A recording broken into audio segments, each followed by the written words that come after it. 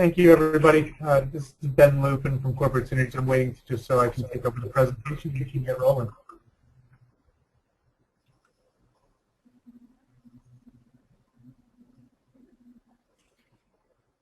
And here we go. So thank you, everybody, again. Thank you, NAR, for having me. I really appreciate you giving me the time to present this. The title of today's presentation is Healthcare Reform, the Long, Winding, and Delayed Road. I think we all know, as being part of the industry now, that this is something that's been kind of all over the place, healthcare reform, from the government standpoint, and it's actually, as of last week, getting a little bit clearer. So hopefully we can go through some of this, and I can show you a little bit of about what happened in the past, and then kind of plan for going forward. So we're going to be going through a number of different topics today, and there's a lot of information, so we will be sending this out to everybody that's on the presentation today, so that you will have a copy of this afterwards, so there's no need to furiously take down notes. And you'll see my style of presenting. I won't be going through this line by line. It'll be more overview, so we can get through this in the time allotted, and then go from there. Sorry, I'm having a little bit of technical difficulty moving the slides. I want to just make sure. Johan, can you? Okay, here we go. The first question here is healthcare reform getting repealed? And the answer there is no, not anytime soon. Really, we know that it's not going to be before the next presidential election in 2016. To date, the House of Representatives has voted to repeal the law at least 40 times. The more likely thing to happen here is this may be delayed, unfunded, or changed. We're going to talk about a lot of the delays that went on, and then talk a little bit about what may be changing in the future. So really the question from everybody is, so now what do we do? That's really what we need to talk about. Before we do that, we're going to be doing a little bit of polling today. There will be 4 different polling questions. We ask that once those are posted, you just answer the poll. You basically do a vote, and then we can discuss the responses to that poll after you've been given the time to vote. So just roughly, once it's posted, you have about 30 seconds or so before the polling goes away. So we would ask you at this time, when the poll goes up, to please respond to that poll. And that's just today's first question is what industries are represented here today. So you would just select one of those, please.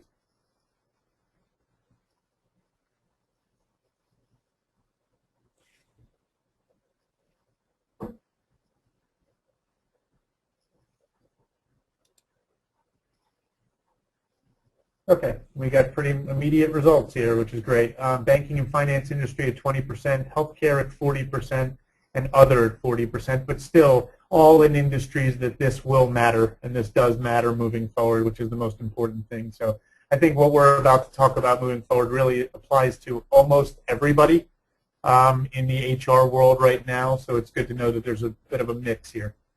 So thank you, and we can head back to the presentation.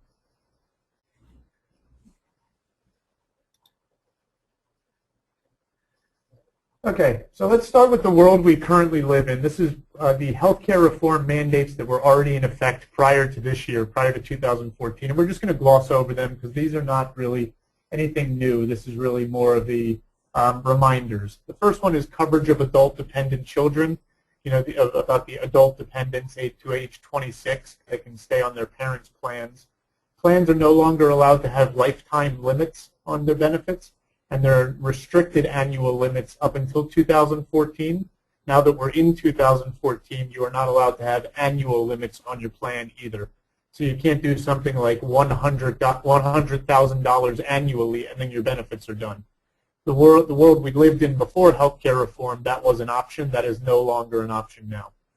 There's no longer pre-existing conditions for children under the age of 19, and as of 2014, that's been expanded to include everybody. So you will not see any pre-existing conditions on your health plans anymore.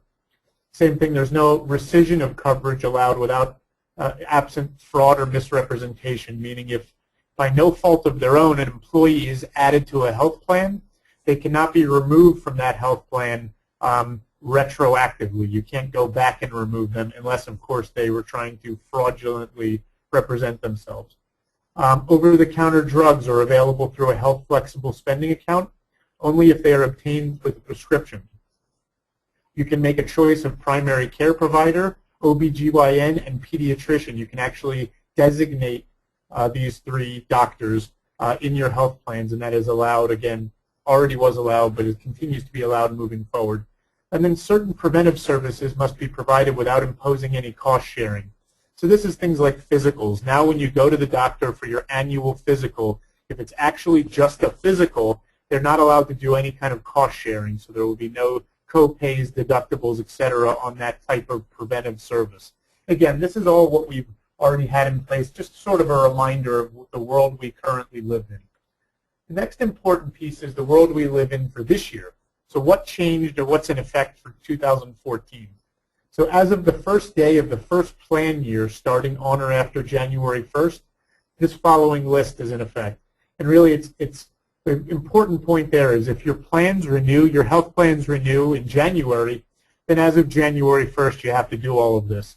If you're a company where you renew in July, let's say, all of these things have to be in place by July 1st, not January 1st. So it does matter when your renewal takes place and when your health plan renews each and every year. So what has to take place in 2014? The first thing is all remaining pre-existing conditions are eliminated.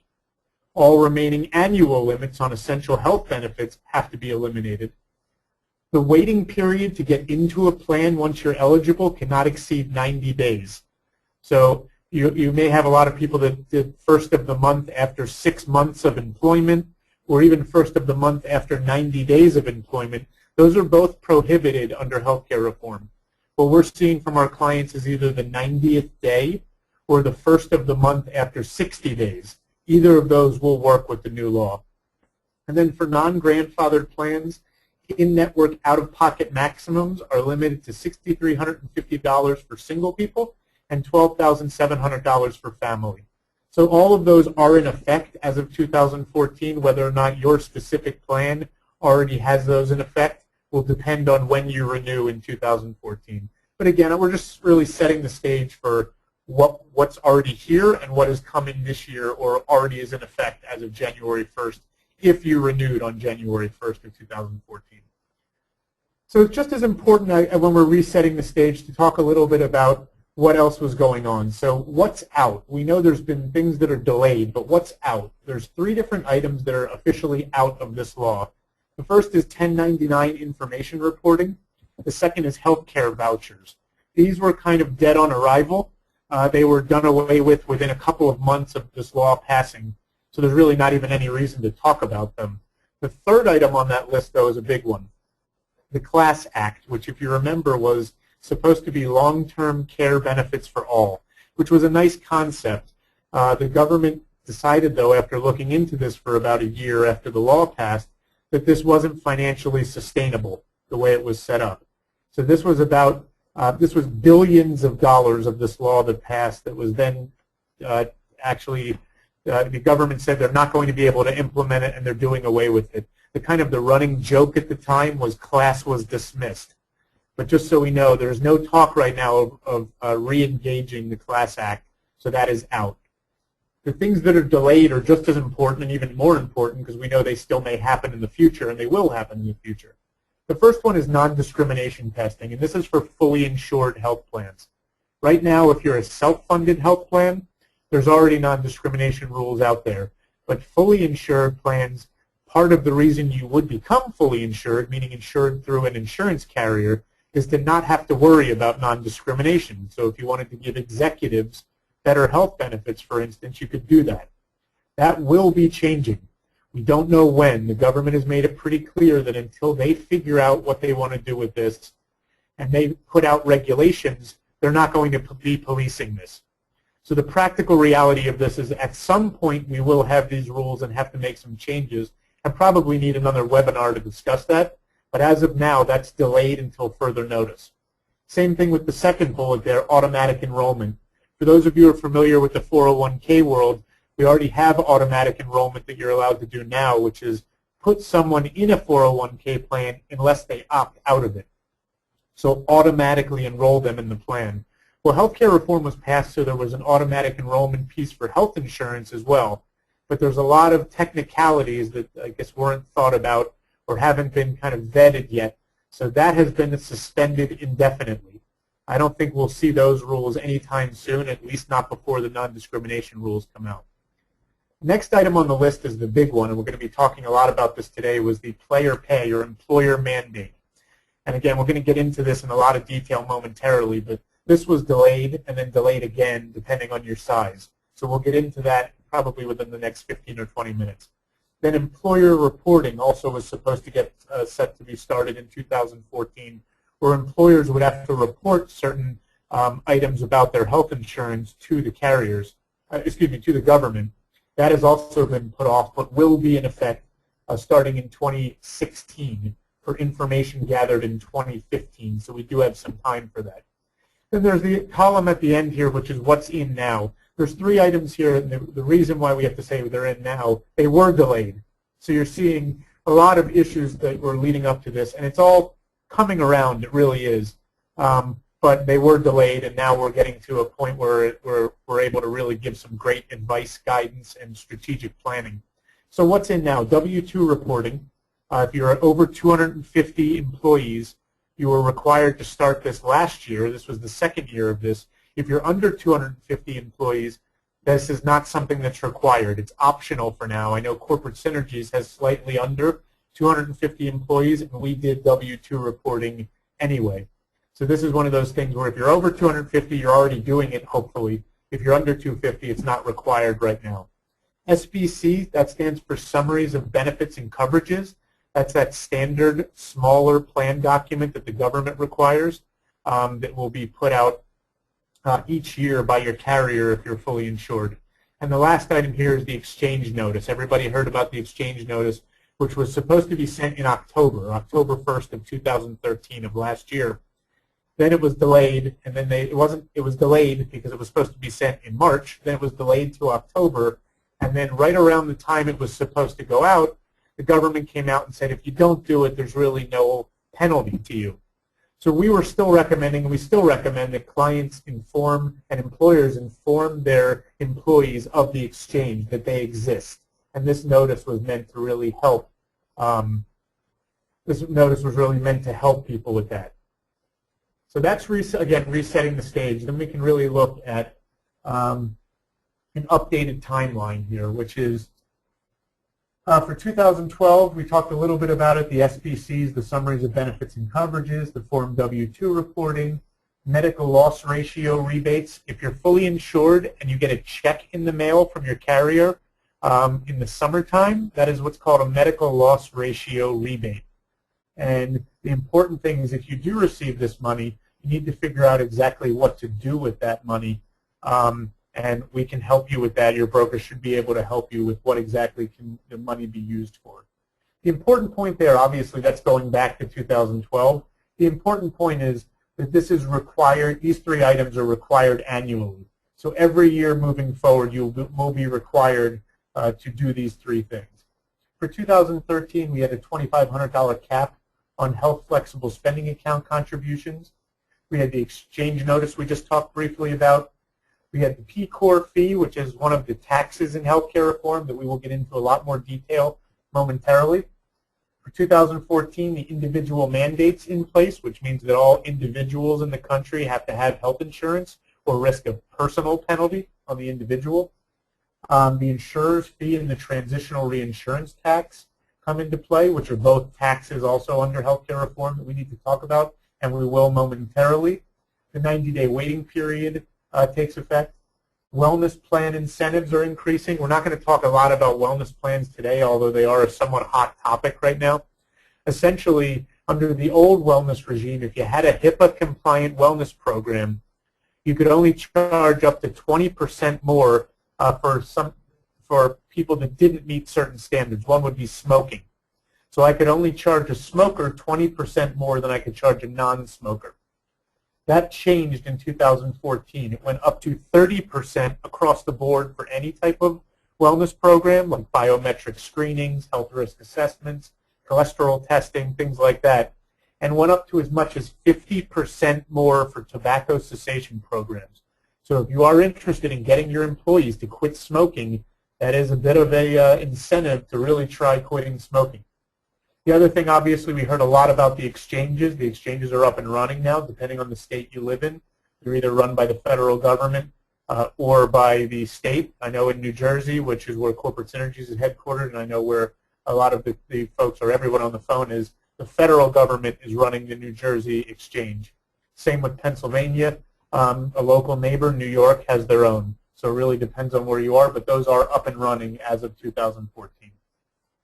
For 2015, we get player pay for over 100 employers, and we'll talk about that in some detail momentarily, and the information reporting starts. In 2016, you have pay or play for 50 or more employees.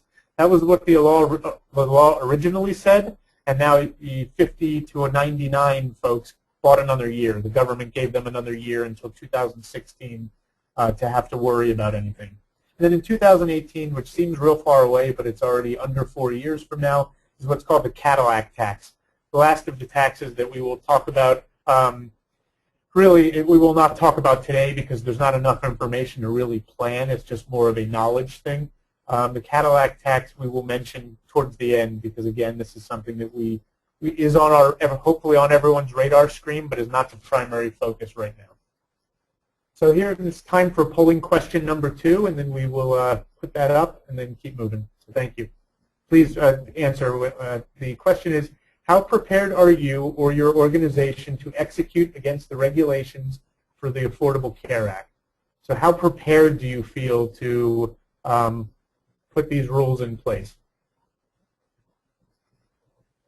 And please vote now, and we'll see the results momentarily.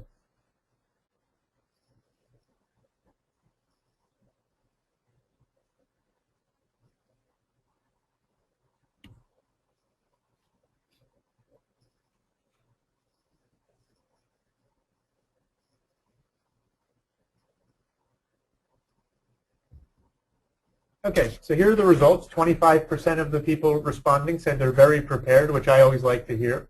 Somewhat prepared, 63%, and not prepared at all, or 13%. Hopefully the 13% that answered not prepared at all will enjoy this presentation the most, because hopefully we're getting you at least so where you have to aim to be compliant with everything. And even the very and somewhat prepared, it's good to learn as much as you can about this because unfortunately, the world we're living in right now, things are changing constantly. As we'll talk about, the employer mandate or player pay final regulations were issued last week. Now it's about 2 weeks ago, and those changed a lot of things, which we'll be talking about as we move forward. So thank you for responding to that. We can head back to the presentation.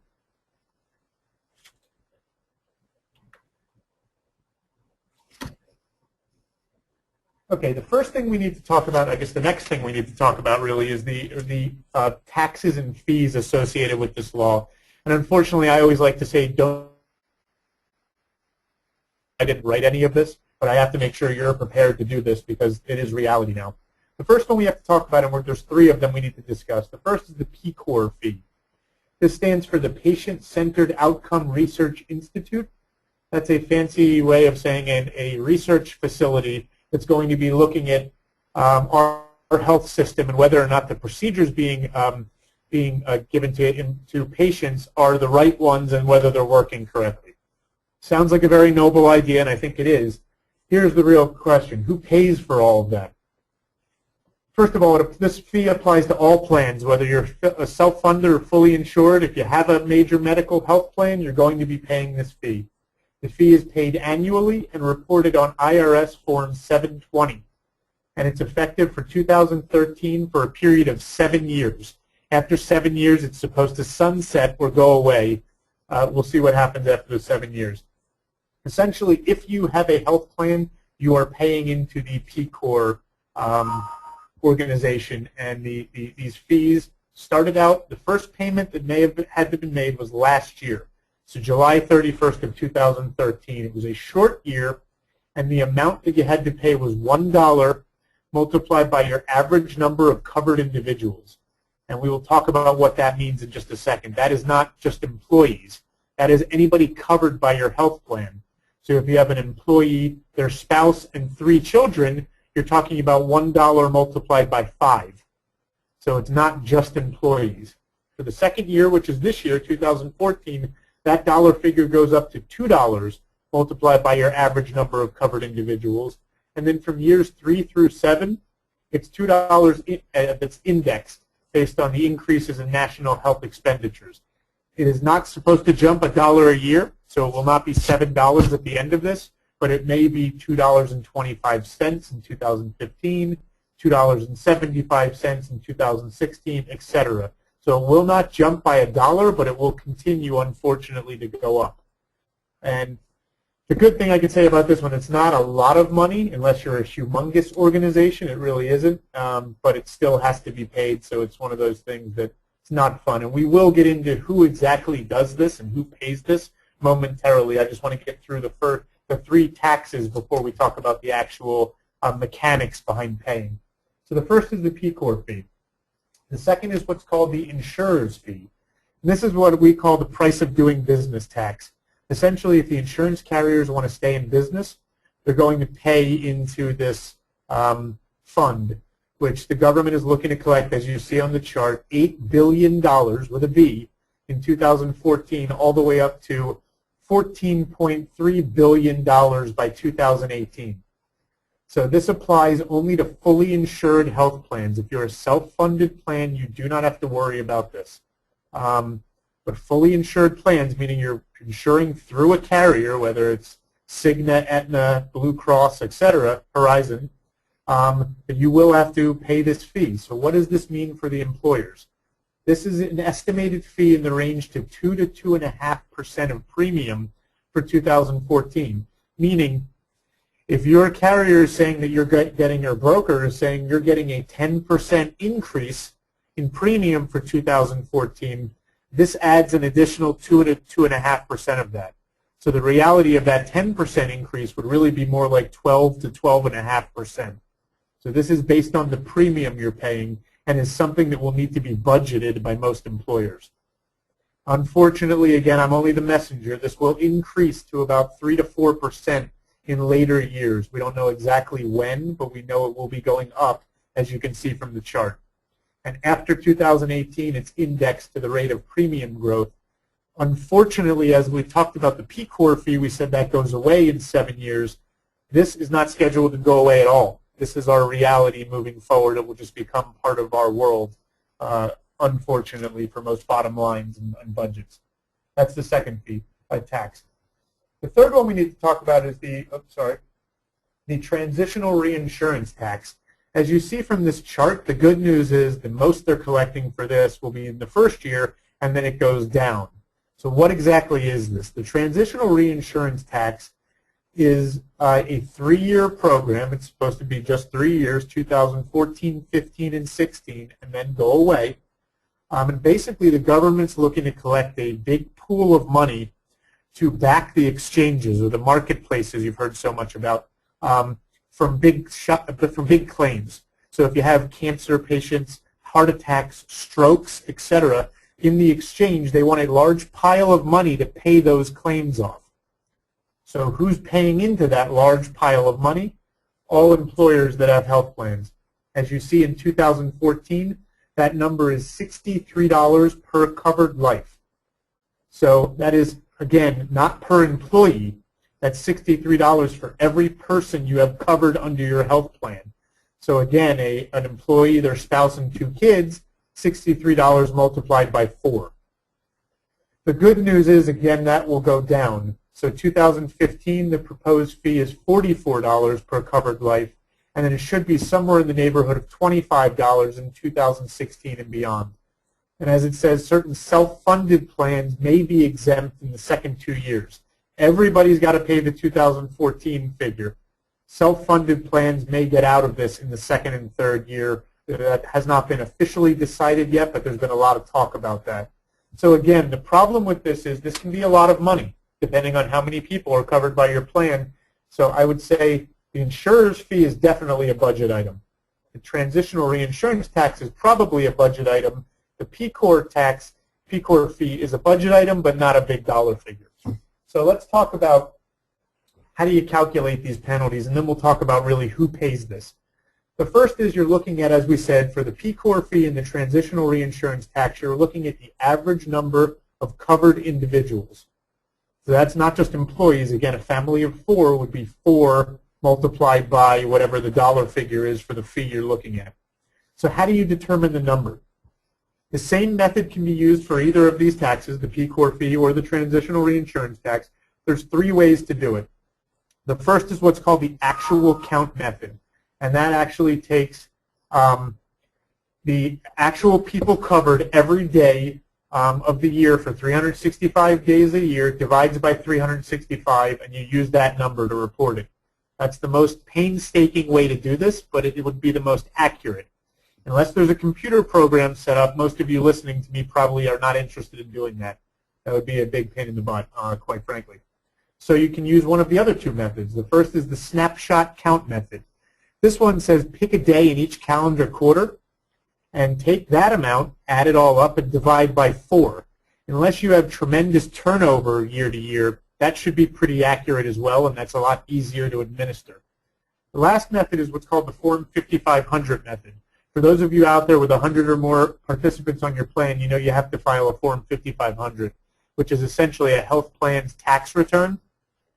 This method allows you to add the number you report at the beginning of the year on that form, and then the number you report at the end of the year, and not divide by anything. So you're essentially doubling your employee count.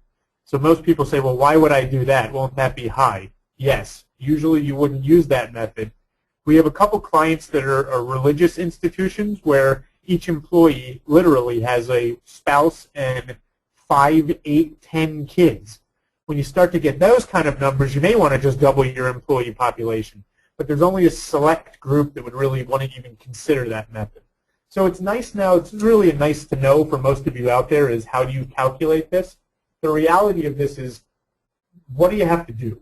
And that's the last slide on this topic, which is, give me 1 second. Sorry, let me go back. Here we go. So how do these fees and taxes affect you as the employer? If you have fully insured plans, they don't directly affect you at all. They do because you have to pay them, but it's going to be passed through from your carrier. So you will see on your renewals, when you get your health insurance renewals, an actual line on the renewal that says health insurance taxes and has an actual dollar figure there that you'll be required to pay. But again, you're not reporting anything. You're just paying this dollar figure as a pass-through. So I guess that's good and bad news. You don't actually have to do the math or the gathering of anything, but you have to pay. So again, with taxes, there's never all good news, but that's some good news. If you're an employer with a self-insured plan, then you are directly responsible for paying these, and you will have to file these with the government. Most of the time, if you're self-funded, you have a third-party administrator to help you. They may take on the brunt of the work, but it is something you're going to want to really look carefully at and consider. And the note on the bottom, as we said, insurer's fee does not apply to self-insured plans. I got to do my general warning, which is that is not a good reason to self-insure. For anybody that's very familiar with it, fully insured versus self-funded or self-insured, there's a lot of factors that go into that. Avoiding a penalty of this size, a tax of this size, would not be a good reason to go self-funded. But if that's something you're considering, it should be a much broader conversation than just avoiding a fee. So we're going to go into polling question number 3. I'm going to ask again everybody respond. We'll talk about it briefly and then keep moving. Thanks. The question is, what role do you play in the execution with the regulations set forth by the Affordable Care Act? Are you a senior leader, division or function leader, manager, supervisor, team leader, or individual contributor, or other? So please vote at this time. Thanks so much.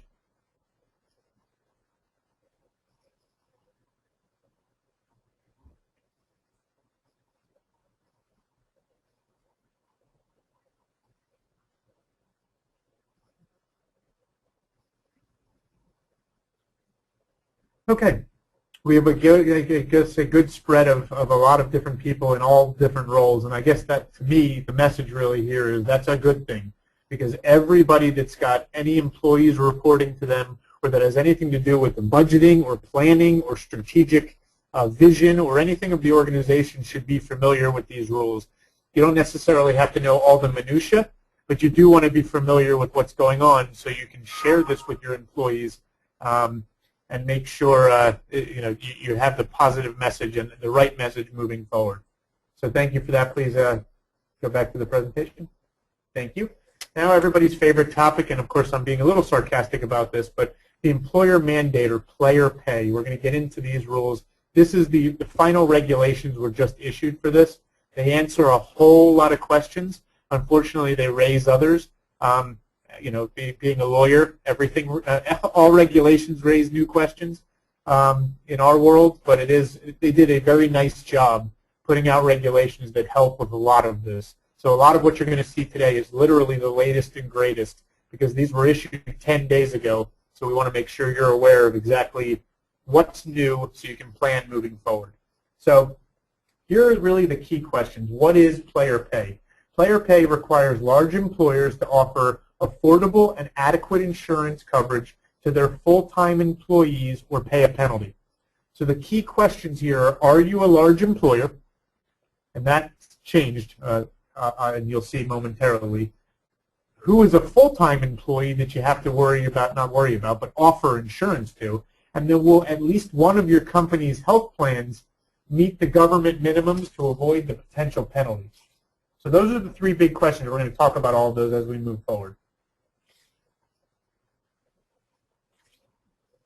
Okay, so let's talk a little bit about how various size businesses are affected by the final regulations.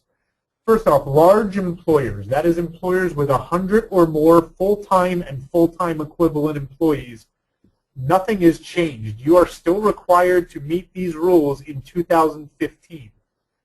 I shouldn't say nothing's changed. The year in which you have to do it has not changed. The big thing that did change, under the old system, you had to be offering coverage to at least 95% of your full-time employees. That changed for 2015 only, so you have to be offering it to at least 70% of your full-time employees in the year 2015. In 2016, you'll see the middle column here, medium-sized or mid-sized employers, meaning employers with 50 to 99 full-time employees, will have to meet these rules, and they will have to offer coverage to at least 95% of their full-time employees, as will large employers from 2016 on. It says in the second bullet here, certain conditions apply to get this transition relief, meaning you don't have to worry about this till 2016. The gist of the conditions are you can't have messed around before. So if you were trying to game the system at all, change your plan year, fire people to get under the number, things like that, that'll mean that's not good news for you. As long as you were just waiting, like most employers were, to see where this was going to shake out, you will have until 2016 if you're a medium-sized or mid-sized employer. And the last column here is small employers. Employers with 50 or fewer full-time and full-time equivalent employees are not required to do any of what we're going to talk about.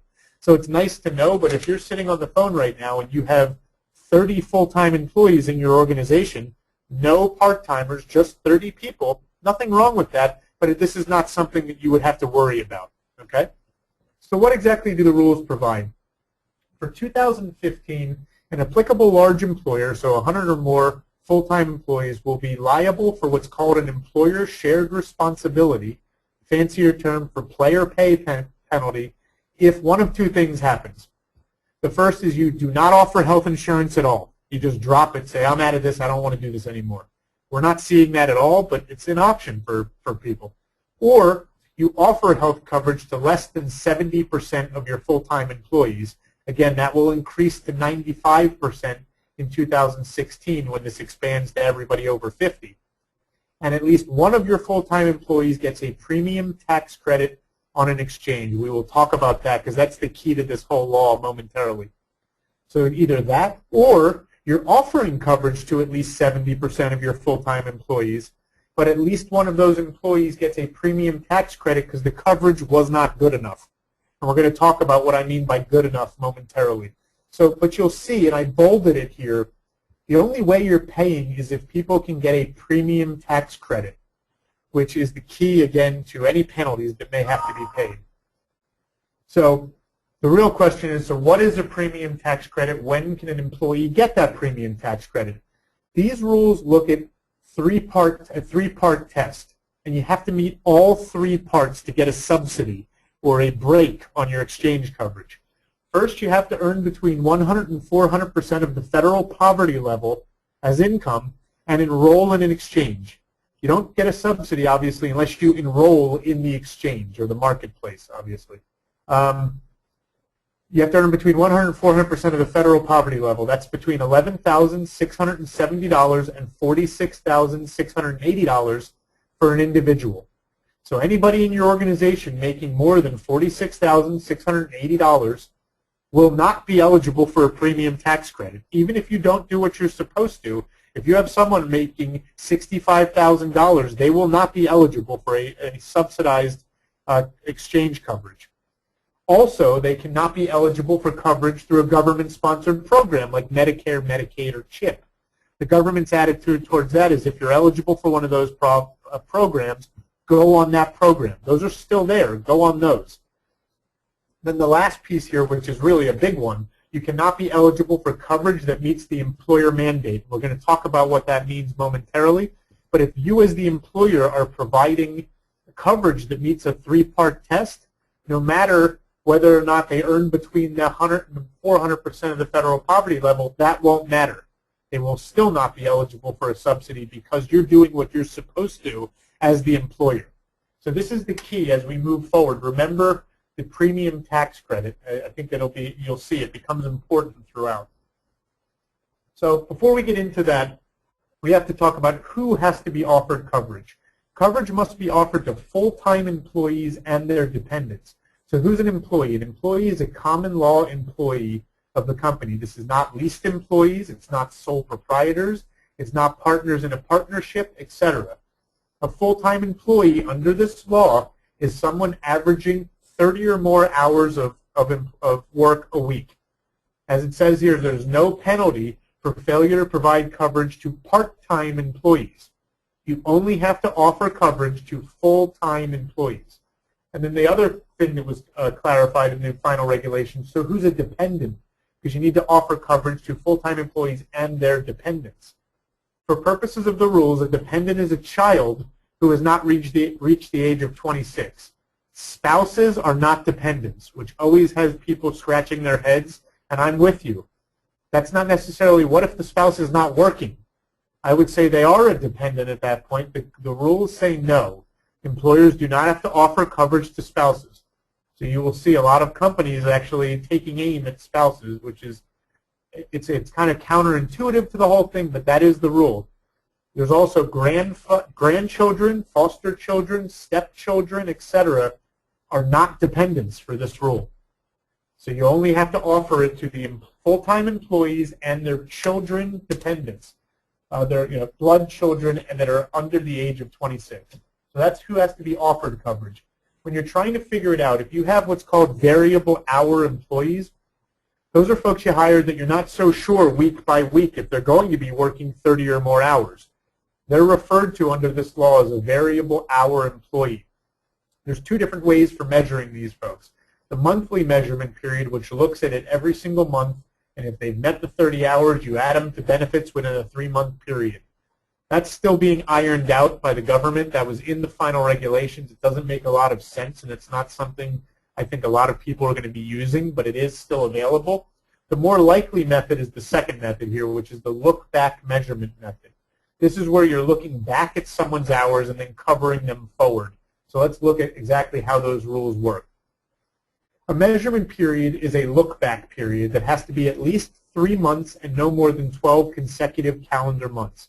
So for instance, I'm working for your company and you don't know if I'm going to be 30 or more hours. One week I work 24 hours, the next week I work 34, then 22, then 32. You just don't know if I'm going to average 30 or more hours. What do you do with me? You do a measurement period, which is a look-back period. Most of our clients right now are doing a 12-month look-back period, which is an entire calendar year. I look back and I say, how many hours did Ben work, averaging it out for the whole 12 months? If it's over 30, so I average it out and it's 30.5, I am considered a full-time employee that has to be offered coverage for what's called the stability period. That is a period that the full-time employer has to be offered coverage for at least 6 months and no shorter than the measurement period. So if I do a 12-month look-back period, it will be a 12-month cover-forward period or stability period. So again, you look back, you say, Ben worked 30.5 hours. I am put on your plan for the following year, for the entire year. Even if I drop below 30 during that year, I still have my coverage moving forward. The other piece here is the administrative period. That's basically the waiting period that you can use, up to 90 days to get someone that becomes a full-time employee onto the plan. The note here is very important. For new hires, if you just hired me at your organization, obviously there's no look-back period because I haven't worked there before. You have to do a look forward. You're going to track their hours moving forward, and if after 12 months they've met the 30 hours or more, then you're going to have to put them on your plan within 1 month after that. So for new employees, you get 13 months roughly, a year and a month to get that person covered if you're not sure if they were going to be full-time and it turns out they were full-time. These are very complicated rules. We can only go over them at a very high level today. If there's any questions, please reach out to me after this. I'd be happy to discuss this. So the big key here is if you're a large employer, meaning 100 or more employees, the measurement period you may be looking at may have already started. It may have had to have been in 2013. And why do I say this? The example I give here, if a group health plan operates on a calendar year, open enrollment will typically start around November 1st. Usually, if you're going to do a 12-month look-back period with a waiting period as well, you're going to look right around, I would say, sometime around October. So you're going to look back from October to the past October and say, how many hours did Ben work? Oh, he worked 32. You're going to then have to put me on by January 1st of 2015.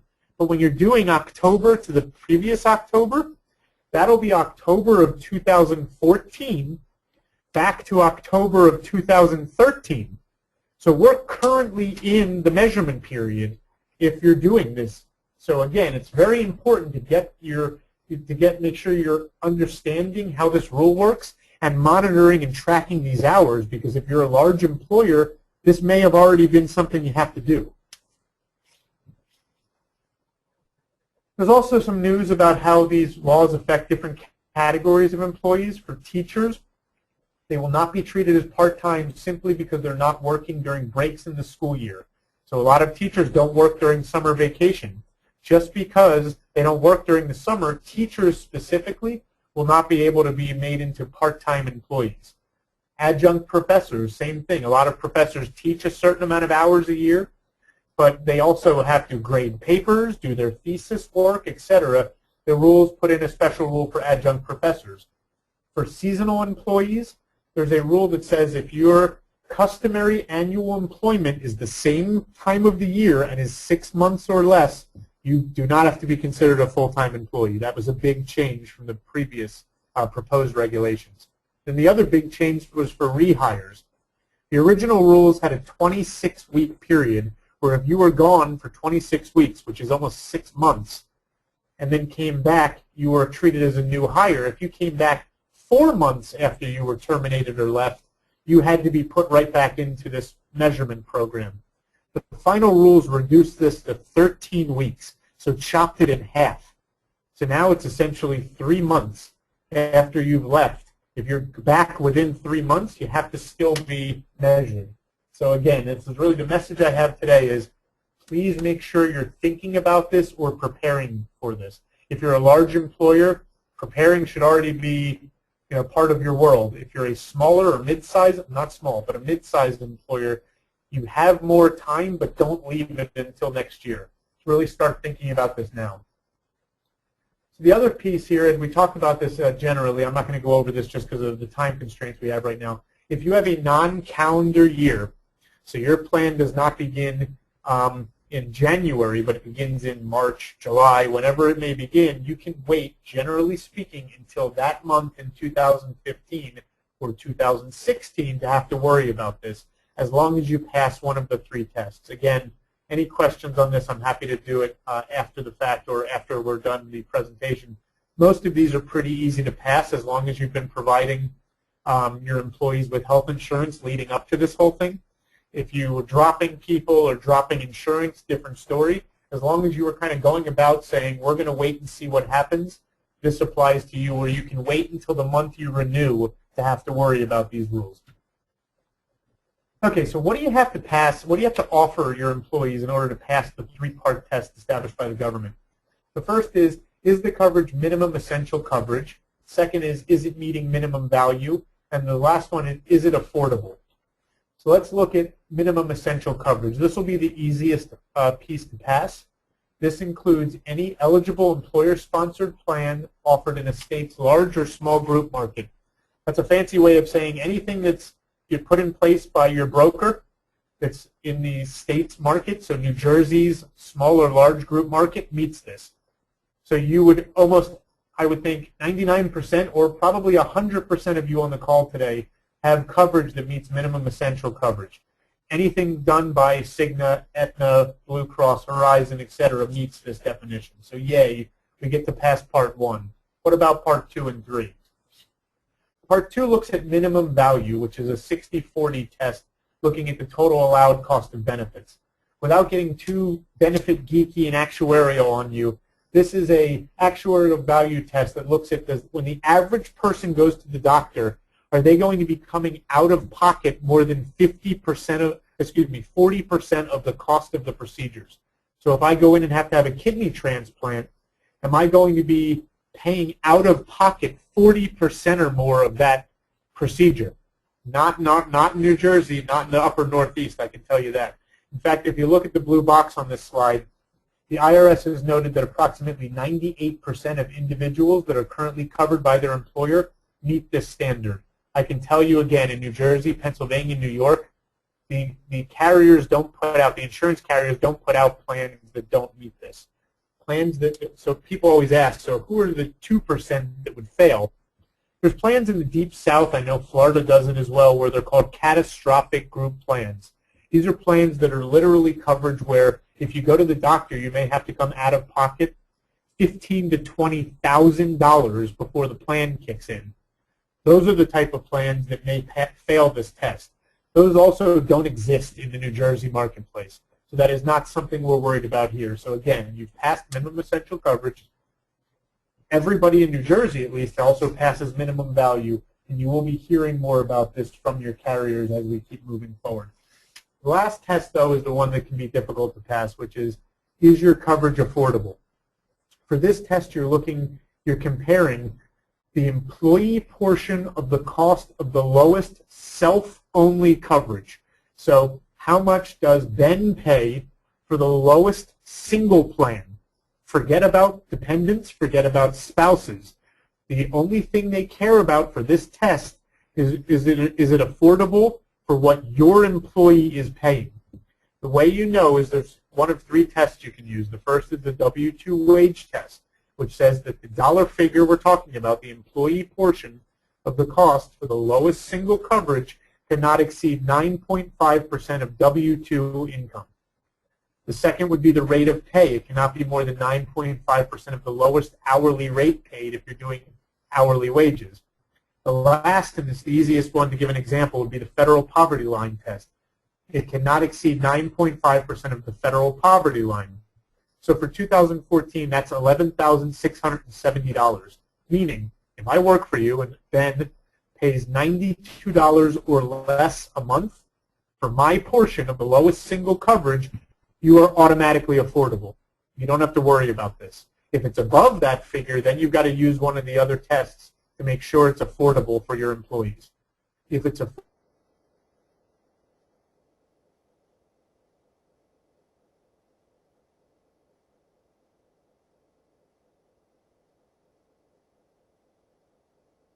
be affordable for everybody else. So you're really just testing the lowest paid full-time person to find out if you pass this test or not. Okay? So if you don't meet these tests, what's the penalty? And we'll look at this real briefly, and then we'll go through an example to show you how it works. So if you do the first part, if you do not offer coverage, or you offer it to less than 70% of your employees, full-time employees, the penalty is $2,000 a year multiplied by your total number of full-time employees over 80. That used to be 30, and we'll go back to 30 in 2016. That's what I like to refer to as the big penalty. That's one you really don't want to mess with. That can get very, very costly. And the second penalty would be if you are offering coverage to at least 70% of your full-time employees, but it's not good enough coverage. So it's not affordable or it's not meeting what we just talked about. Then it's the lesser of the big penalty, or $3,000 a year multiplied by the number of full-time employees who actually go and get a tax credit, premium tax credit. Remember what we talked about before, the three-part test for how you get that. So these are people earning between $11,000 and change and $46,000 and change, not eligible for Medicare, and did not get a plan offered to them that meets what we just talked about. They would be a $3,000 per year penalty for each of those folks if you have any of them. So let's look at an example. This will really show. ABC Inc. offers health coverage and has 300 full-time employees, 20 of whom receive a tax credit for the year for enrolling in an exchange. So 20 people, the coverage was not affordable, let's say. 20 people were paid low wages, and it was not affordable because it cost too much for single coverage employee portion of that. What would the company owe? ABC Inc. would owe $3,000 for each employee that got a tax credit. So $3,000 multiplied by 3,000, it would be for each person would be $90,000. It would be maxed out at if they failed to provide coverage at all. So as we said, 300 minus 80, which is 220 multiplied by 2,000 is $340,000. And my math is, I think, a little off here. Sorry about that. I think it's $440,000 it should be. So they would pay the lesser of the two. The point here is they paid the lesser of the two, so they pay the $90,000 penalty and not the $440,000 penalty. So you would never pay both, and you would never pay the greater amount. It's always the lesser of the two. So where do we go from here? Really, the two items here. What are some employer reactions to this whole thing? The left column talks about that. You've heard about dropping hours below the 30 mark. You've heard about part-time coverage being dropped. Companies like Target, Trader Joe's, Home Depot, SeaWorld have done a lot of that, messing with hours or dropping part-timers. UPS has said if you're a spouse that works, you're not on our plan, you have to go on your own. And same with UVA, University of Virginia. There's also, we're seeing some spousal surcharges, meaning if you want to be on our plan, Mr. and Mrs. Spouse, you're going to be paying more. That's allowed. Private exchanges, a lot of large employers like Walgreens, Darden Restaurants, and Sears have gone the private exchange route, which gives employees more options and allows you to kind of set your cost at a certain level. And then, of course, the happiest place on earth, Disney, is saying if you work more than 30, we're giving you coverage. That's not what everybody's saying, but Disney is going to do that. So the right column here is really planning becomes vital. What do you need to do? You need to determine your size and a plan moving forward. What do you do with your folks? If you have those variable hour, part-time, full-time, they used to be part-time in your world, and now this law considers them full-time, what are you going to do with them? You have to figure out how to cover them strategically. And then what do you do with health insurance? At this point, we're seeing most of our clients, almost all of our clients, continuing with their employer-sponsored plans and making sure they meet those tests we talked about, the affordability test and the minimum value test. And then the exchanges are also the other thing. Now we know they're up and running, but as we move forward year after year, we're going to have to see if they become an attractive option, if a private exchange would become an attractive option for your organization. It's really something you have to keep on your radar screen. So what's next? And I know I'm running out of time. I want to give some time for questions. For 2015 and 2016, player pay, obviously the employer mandate is the big one coming in, and an information reporting will be required in 2016 with information that was gathered in 2015. The IRS is going to be releasing additional regulations, final regulations soon. I don't know if it'll be this month or soon, but it will be soon. And in 2018, the Cadillac tax, which is basically plans that are valued at more than $10,200 for individuals or $27,500 for families, will be subject to a 40% excise tax on the amount above that. So a real quick example of your coverage for an individual, if you look at the value of it and it equals $11,200, well, the maximum you are allowed before the Cadillac tax sets in is $10,200. So the $1,000 difference is taxed at 40% to the employer. So it makes it not an incentive to have rich benefits anymore. So we will be talking a lot more about that. You'll hear a lot more about that as we approach 2018. There's another presidential election in 2016.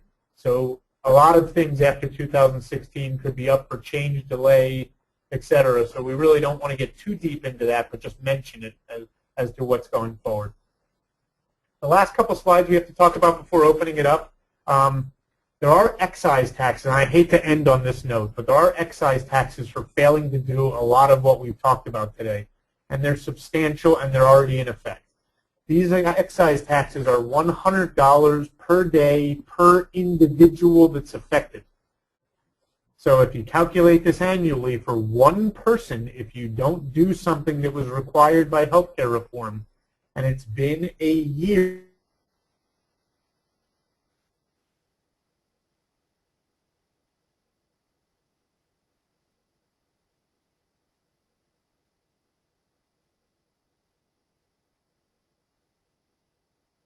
important to realize this is not just the employer mandate, player pay to worry about, it's everything. Better idea. Excuse me, give me 1 second. I'm trying to make sure we can get to the next slide.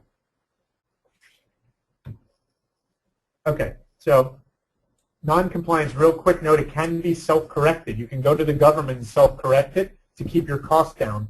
But examples of what would be a problem under this would be a lot of what we talked about early on here.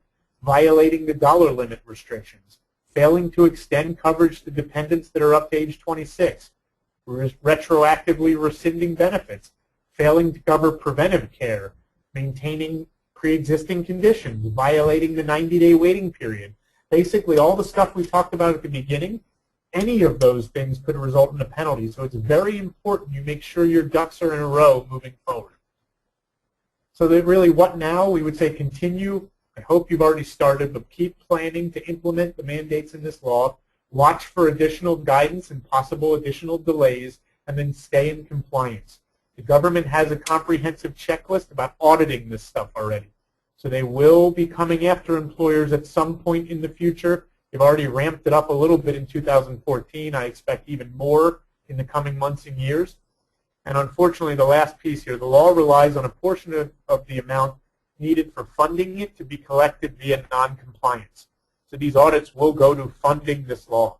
So it is something we do not want anyone on the phone to be part of funding the law any more than you already have to be.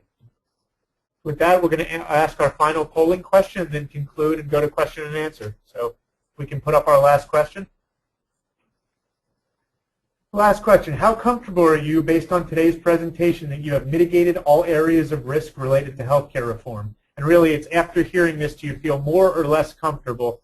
And I hope it's more, but I won't be offended if you say, less. I guess I would be a little bit, but I'll be okay. So please vote now. Thank you.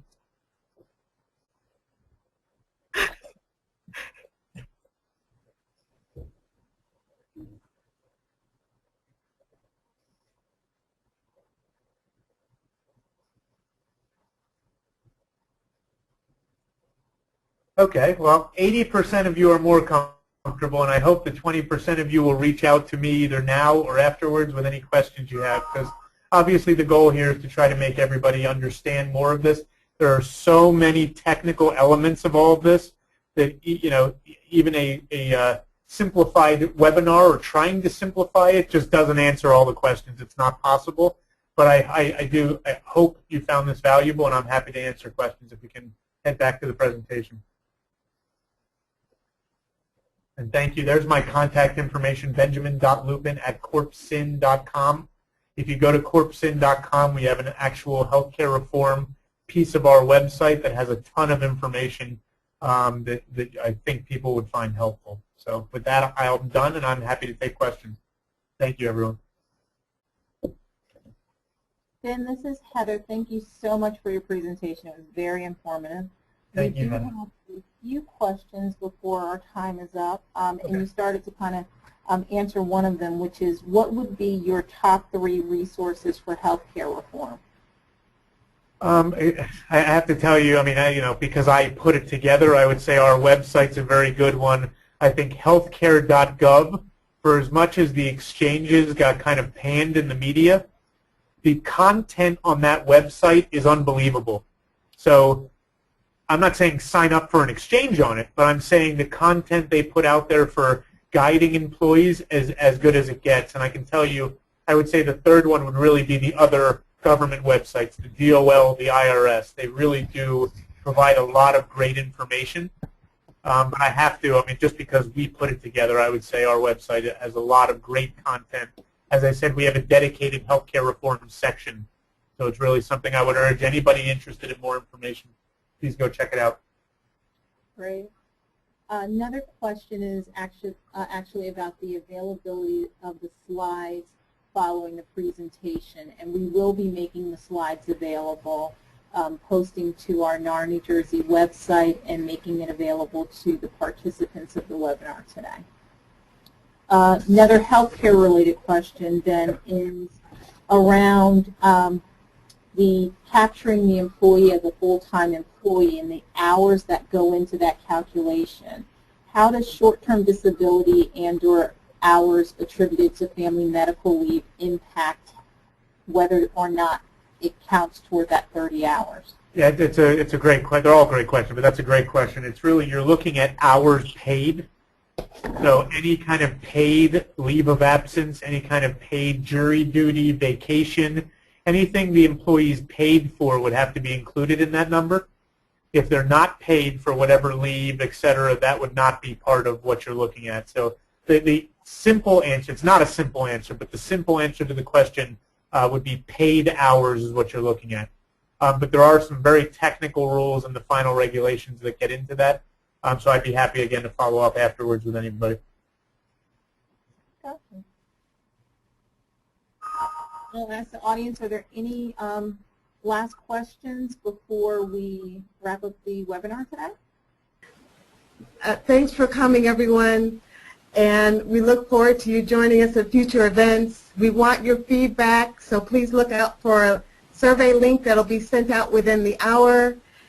Visit our website, shown here on this slide, to learn about upcoming events and more information about activities taking place, and we would absolutely love to see you at the end of the month, February 27th, at the Aloft Mount Laurel, as we partner with other South Jersey organizations, including the Society of Women Engineers, Black New Jersey, the National Association of Black Accountants, as we all come together and learn about each other's organization and network and do business.